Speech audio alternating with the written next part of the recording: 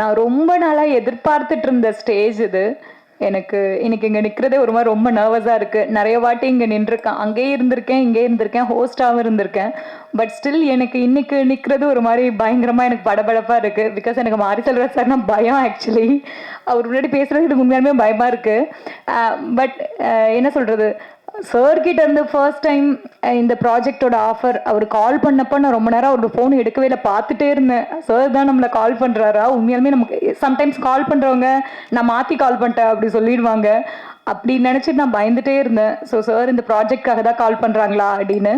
So கால் பண்ணி அவர் சொல்லும்போது அவர் சொன்னது ஒன்றே ஒன்று தான், என்னோட ட்ரீம் ப்ராஜெக்ட் இது, இந்த படம் எடுக்கிறதுக்காக தான் நான் சினிமாவுக்கு வந்தேன். இந்த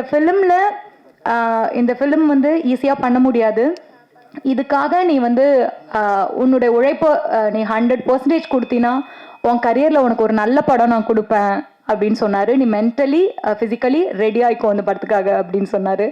ஸோ அன்னைக்கு டிசைட் பண்ணேன், ஓகே. ஏன்னா இந்த ஒரு ஆப்பர்ச்சுனிட்டிக்காக நான் எவ்வளோ வெயிட் பண்ணியிருக்கேன் அப்படின்றது எனக்கு தெரியும். ஸோ அப்படி ஒன்று கிடைக்கும்போது அதை விட்டுறக்கூடாதுன்ற ஒரு தாட் இருந்தது. சார் சொன்ன அந்த மொமெண்ட்லேருந்து இந்த ஃபிலிம்குள்ளே நான் கம்ப்ளீட்டாக அப்படியே நான் ஹேண்ட் ஓவர் பண்ணிட்டு சரண்டர் பண்ணிட்டேன். ஷூட் முடிகிற வரைக்கும் நான் அப்படி தான் இருந்தேன். ஸோ இன்றைக்கு ஒரு நல்ல படத்தில் நான் இருக்கேன் அப்படின்னு எனக்கு ரொம்ப ஹாப்பியாக இருக்குது. ஈவன் படம் பார்க்க ரொம்ப ஆர்வமாக இருக்குது. ஸோ ஆக்சுவலி எனக்கு நர்வஸாக இருக்குது.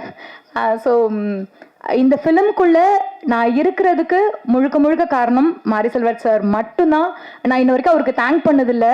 பிகாஸ் எனக்கு ஒவ்வொரு பர்ஃபார்ம் பண்ணி முடிச்சதுக்கப்புறமா அவர்கிட்ட நல்லா இருக்கா நல்லா இல்லையான்னு கேட்க எனக்கு லைக் கொஞ்சம் பயமாக இருக்கும். சரி, தேனீஸ்வர் சார்கிட்ட கேட்பேன், அவர் சொல்வார். பட் சார் கிட்ட கேட்க மாட்டேன். சாரோட ஒய்ஃப் கிட்ட கூட கேட்பேன், அவங்க சொல்லுவாங்க நல்லா இருக்கு லைக் அந்த மாதிரி. இந்த வரைக்கும் நான் கேட்டதும் இல்லை. அவரா படம் முடிஞ்சு லாஸ்ட் நாள் அவரா சொன்னப்போ எனக்கு பயங்கர ஹாப்பியாக இருந்தது. மற்றபடி இந்த ப்ராஜெக்ட்குள்ளே நான் வந்ததுக்கு காரணம் சார் தான். அவருக்கு நான் வரைக்கும் தேங்க்யூ அப்படின்னு நான் வேர்ட்ஸ் யூஸ் பண்ணி சொன்னதில்லை. பட் இந்த ஸ்டேஜில் அதை நான் பதிவு பண்ணிக்கிறேன். எனக்கு ரொம்ப ரொம்ப ரொம்ப ஹாப்பியாக இருக்குது இப்படி ஒரு படம் எனக்கு கொடுத்ததுக்கு. அண்ட் படத்தில் இருக்கிற படக்குழுவில் இருக்க எல்லாருக்கும் என்னுடைய wishes and thank you so much. ரொம்ப சந்தோஷமாக இருக்குது எனக்கு.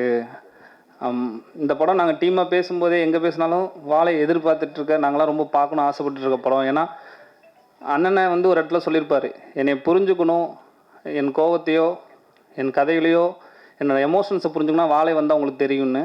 எனக்கு கண்டிப்பாக அது நடக்கும்னு நம்புகிறேன். எனக்கு அந்த படம் அவ்வளோ இது. அந்த அண்ணனை பார்த்துட்டு சொல்லிட்டு இருந்தார், ஐயோ பார்க்க மிஸ் பண்ணுறோன்னு, நாங்களும் பார்க்க ஆர்வமாக இருக்கும்னு. எல்லாருக்கும் வாழ்த்துக்கள். திவ்யா அக்கா வந்து ப்ரொடியூசராக இருக்காங்க, தொடர்ந்து பண்ணணும். எங்களை மாதிரியான ஆளுகளுக்கும் ப்ரொடியூஸ் பண்ணணும்.